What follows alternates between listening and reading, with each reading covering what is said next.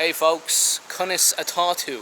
That means how are you in Irish. Pete here from Irish Times, and today I have an interview with a guy called Jeroen who's been in Thailand for 10 years and he's got his own business over here in Bangkok. So we're going to interview him, we're going to get his thoughts, opinions about life in Bangkok and about his business.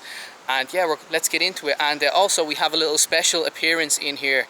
Somewhere in this interview there's going to be a special appearance, and let me know in the comment section if you see it, and also let me know in the comment section what you thought of the interview. I'm very curious to hear your thoughts on it, okay? And if you like the content, please consider liking it and subscribing, and give me a little push with that algorithm. Thank you very much. So Jeroen, let's start with the most obvious question. Where are you from?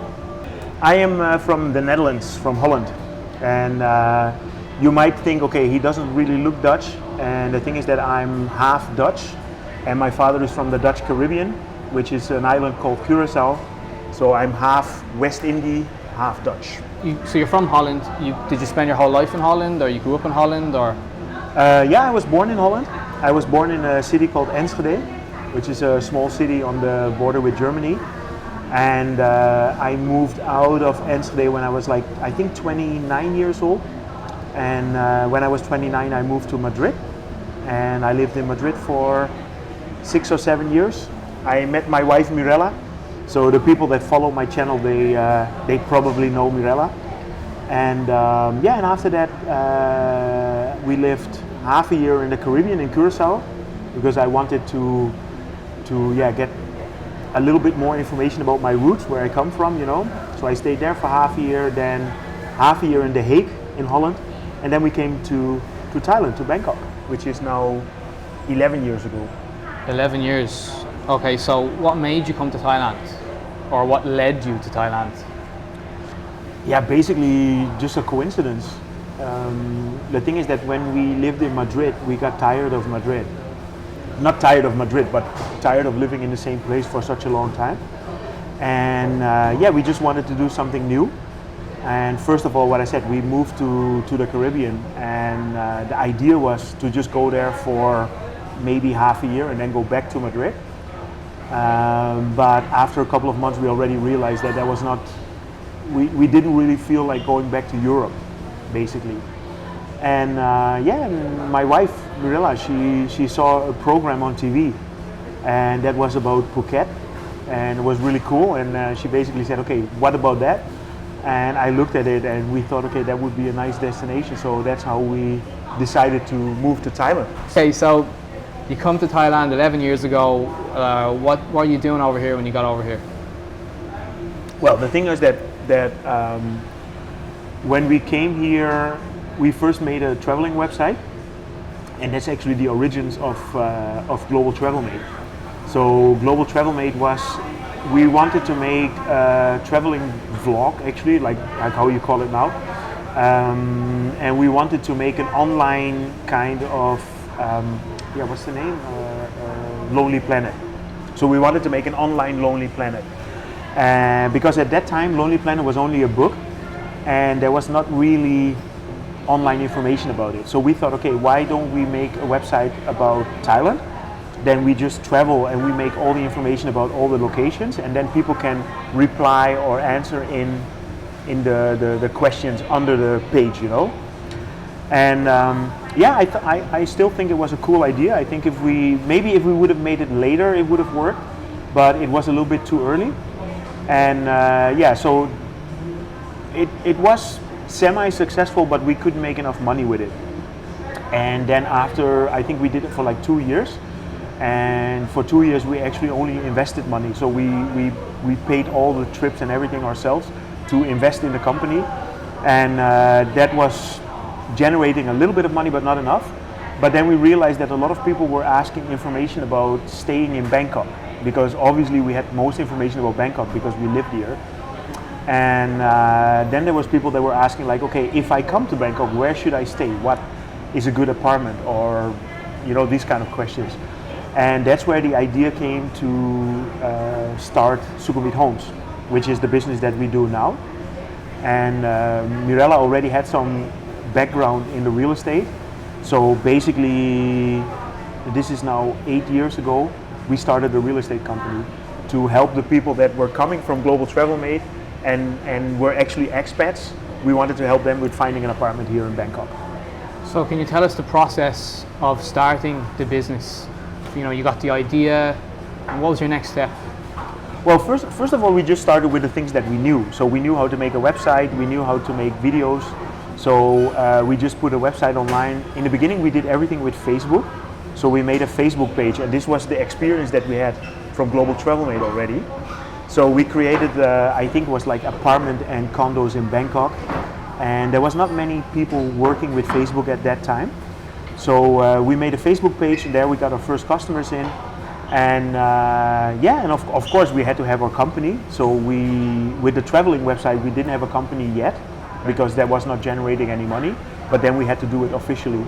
So about what I said 7 years ago, we started get registered and all this kind of stuff, which is quite a process to get that all done. So it was difficult, as a foreigner, to actually set up the business, or with the documents? It's not that difficult, but it's a hassle, you know. It's a lot of paperwork.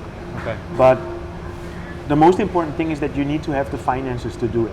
You know, if you don't have money to set up a company here, it's a little bit more complicated. But when you have money, you can get an accountant. I mean, I got a good accountant that took care of my stuff, and luckily from Global Travel Mate we had enough information and experience on how to start this own company.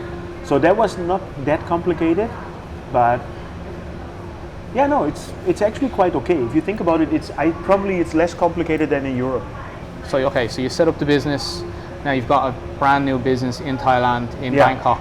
Like, how did the business evolve to Sukhumvit Homes, what it is today, 8 years later?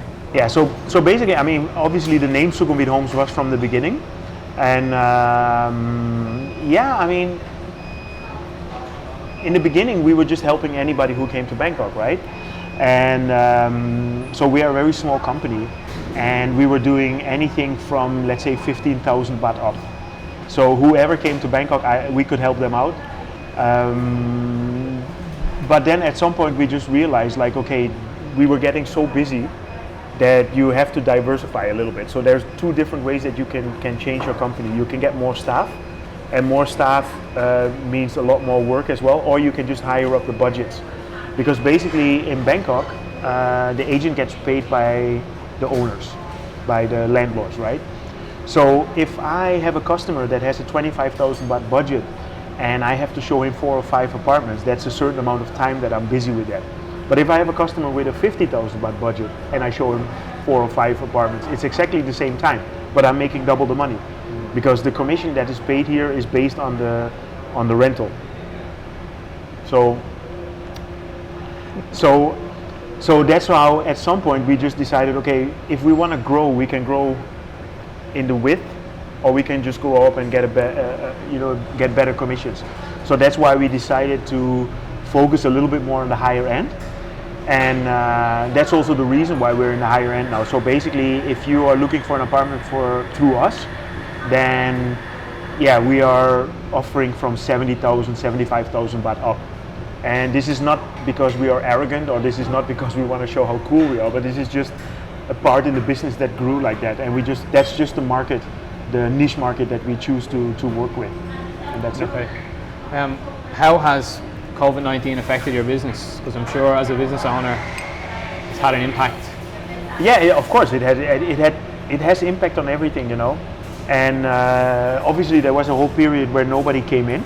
So especially in the first 4 months where we had the hard lockdown here in Bangkok, there was nobody coming in.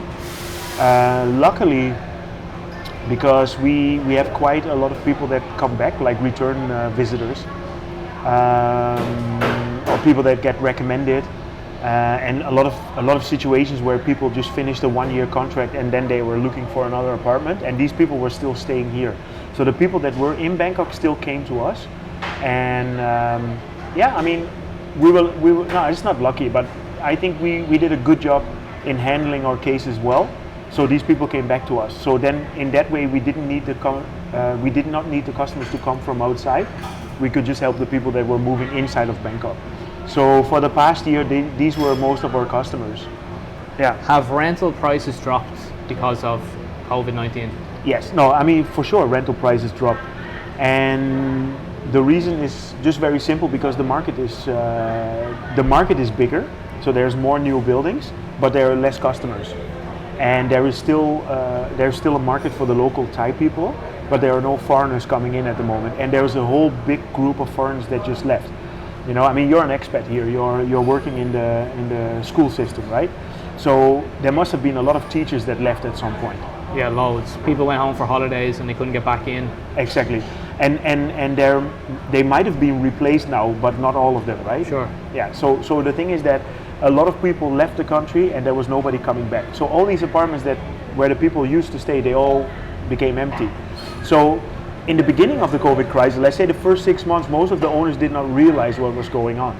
But then after 6 months, when their apartments became available because people had to go back home and there was nobody coming in, they realized like, okay, if I keep my high prices up, and the prices were not high, but just the prices that are normal, then I'm not going to rent it out. And this is an open market here, so they were just going down with the prices to get the customers.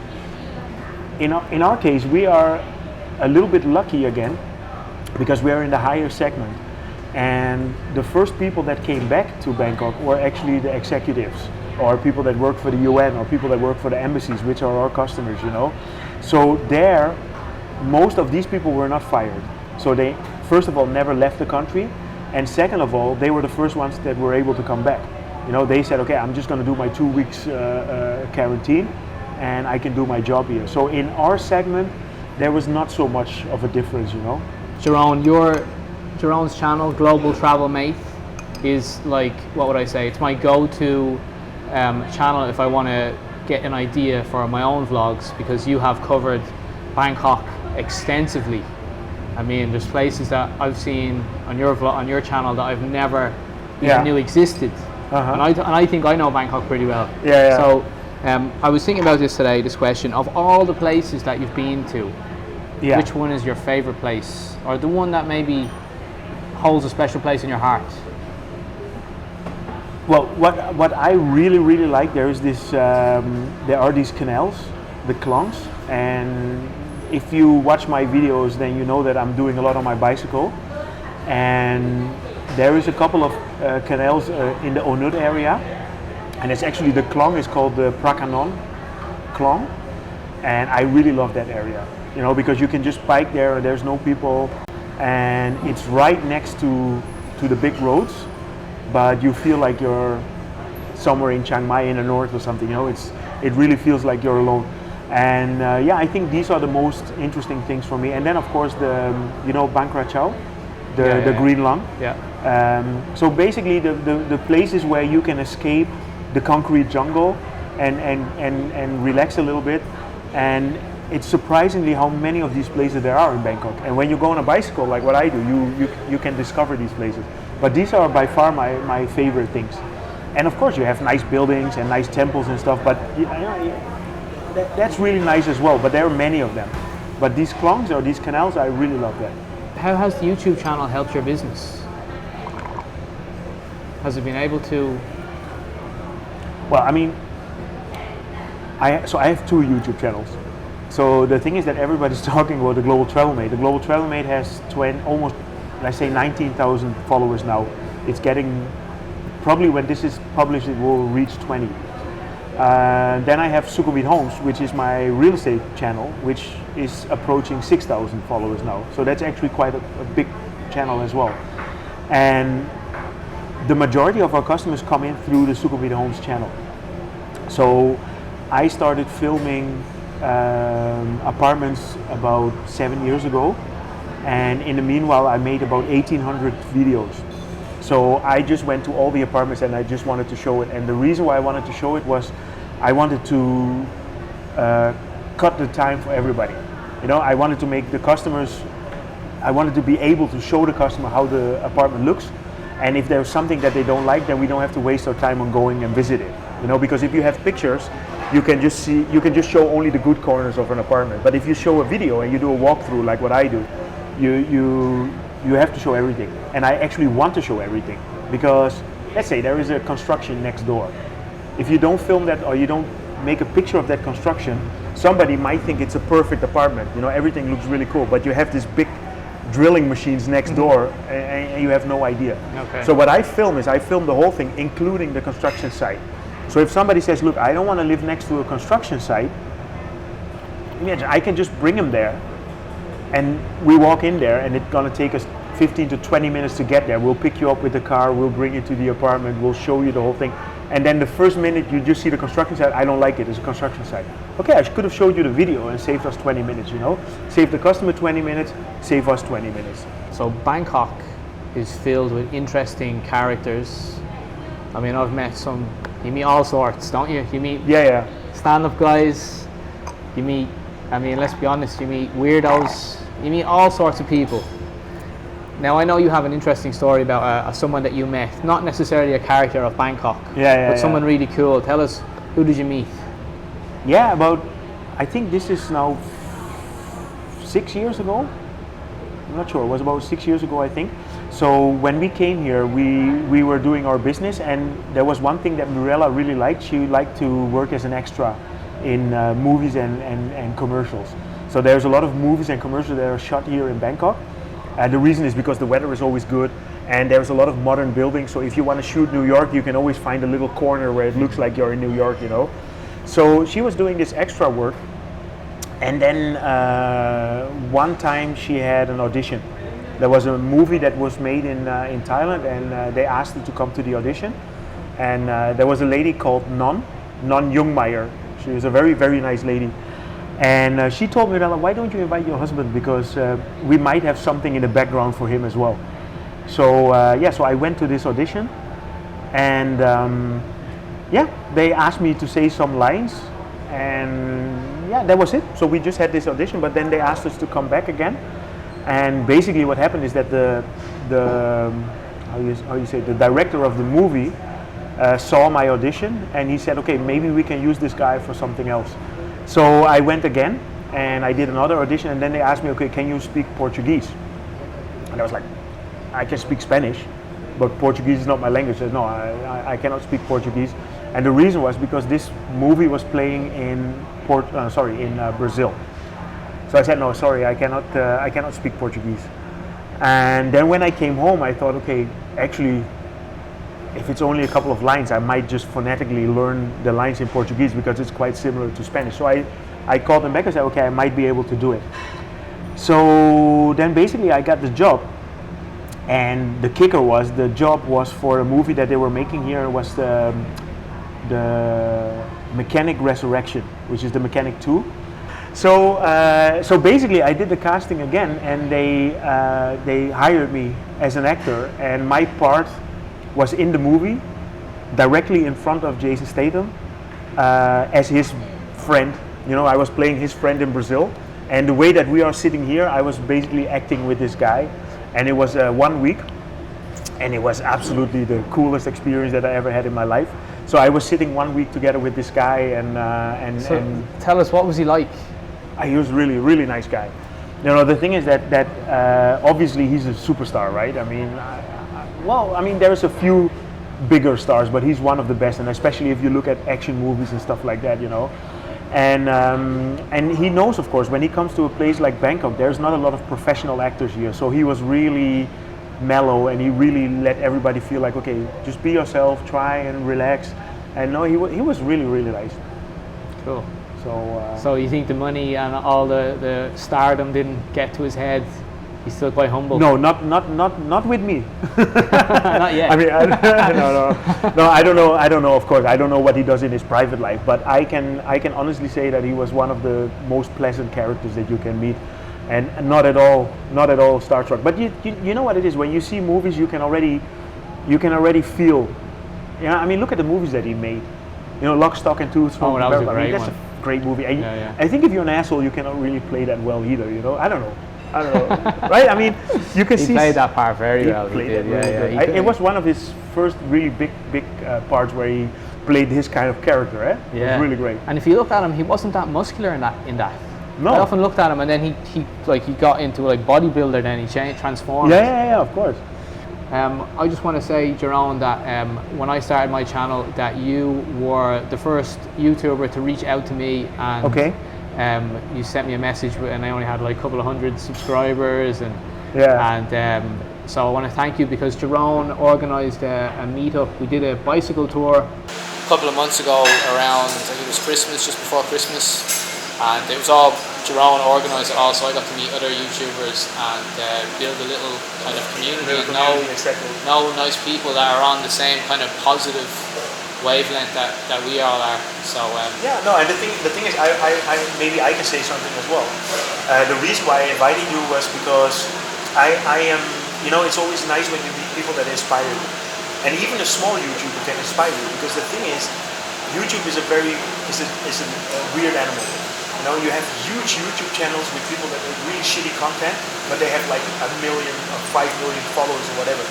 And you have a lot of people that are just trying and they just don't have the exposure.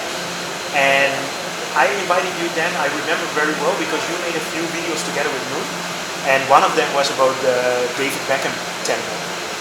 And you did it in such a nice way, and I already knew about that temple, but I thought, okay, I want to go and shoot that temple. So I think I saw your video, and like 1 or 2 days later I was there. So basically you inspired me, and then it doesn't really matter how many followers you have or how big your channel is. You know, if you can inspire people, then that's worth something. So that's why I invited you then, and that's why we're still friends.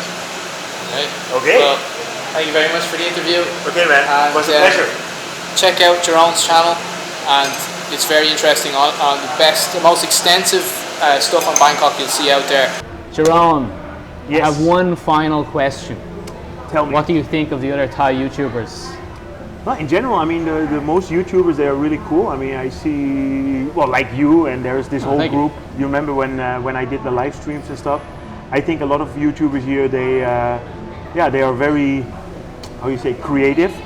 But there's this one guy, he's like a Canadian guy who he's always screaming, and he's always in your face, you know, and I'm not a big fan of him. I hope you're not talking about me. No. no, so... Hold on a sec, Hi, Pete.